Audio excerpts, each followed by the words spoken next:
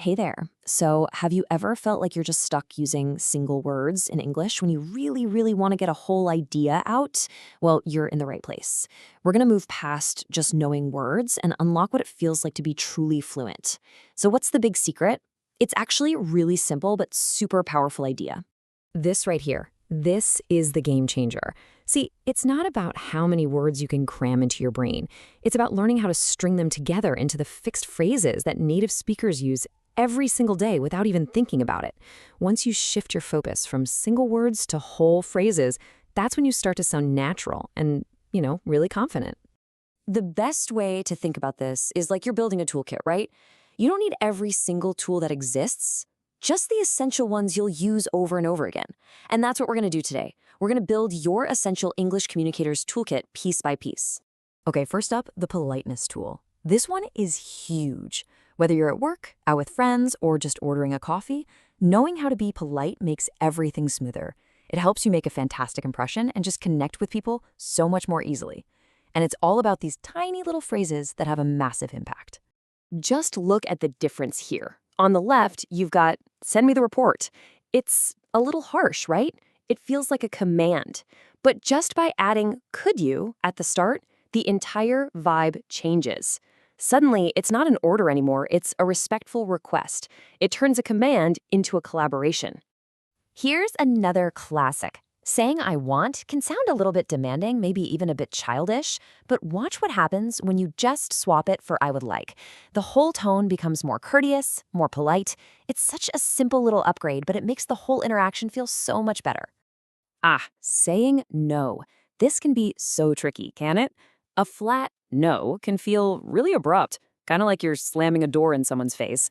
But a phrase like, I'd love to, but I can't, is just magic. It shows you appreciate the invitation first before you decline. It lets you say no while still keeping the relationship strong. All right, let's grab our next tool. This one's for the workplace. In today's business world, especially in tech, communication is fast and it's filled with these very specific fixed phrases. Let's add some of the most crucial ones to our toolkit so you can sound like you belong. Here is a perfect example. Get buy-in. You're going to hear this all the time. It's not just about getting someone's okay. It's about getting them to believe in your idea, to feel like they're a part of it. It's about getting them truly on board. And what's so cool is how these phrases tell a complete story.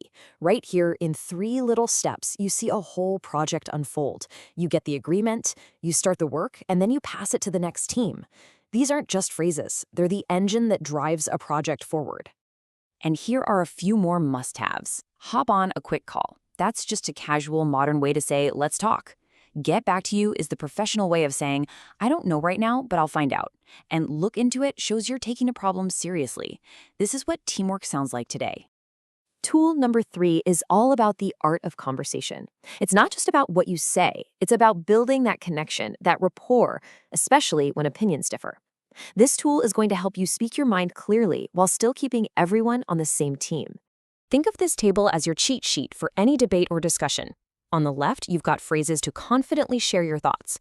In the middle, some really great ways to show you're on the same page. And on the right, and this is the important column, phrases for disagreeing without starting a fight. Let's just zoom in on this one for a second, because I see your point, but is a conversational superpower. The first part, I see your point, is crucial. It tells the other person, I heard you. I respect what you said. And only after you've built that bridge of respect do you gently introduce your own idea with but. It can turn a potential argument into a really productive conversation. And now for our last tool. And honestly, this one might be the most surprising of all.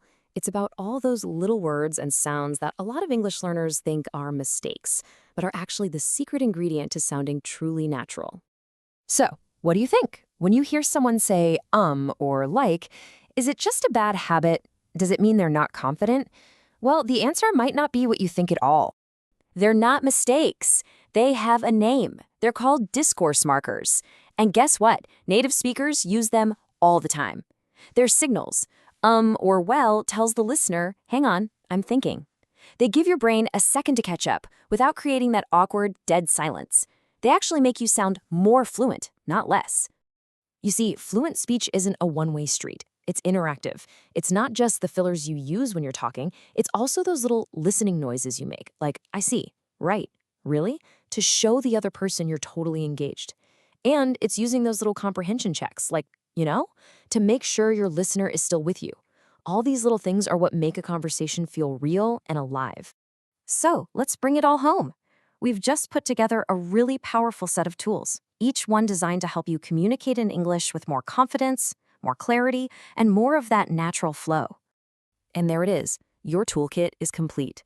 You've got your politeness tool for making great first impressions, your professional tool for the workplace, the connection tool for better discussions, and that secret weapon sounding natural tool to really achieve fluency.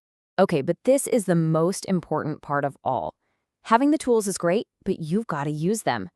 Don't ever worry about being perfect. That's not the goal. The goal is just to connect, to communicate. Every single conversation you have is a new chance to practice. So I've got a little challenge for you. Let's make this real. Out of everything we talked about, which one phrase really stuck with you?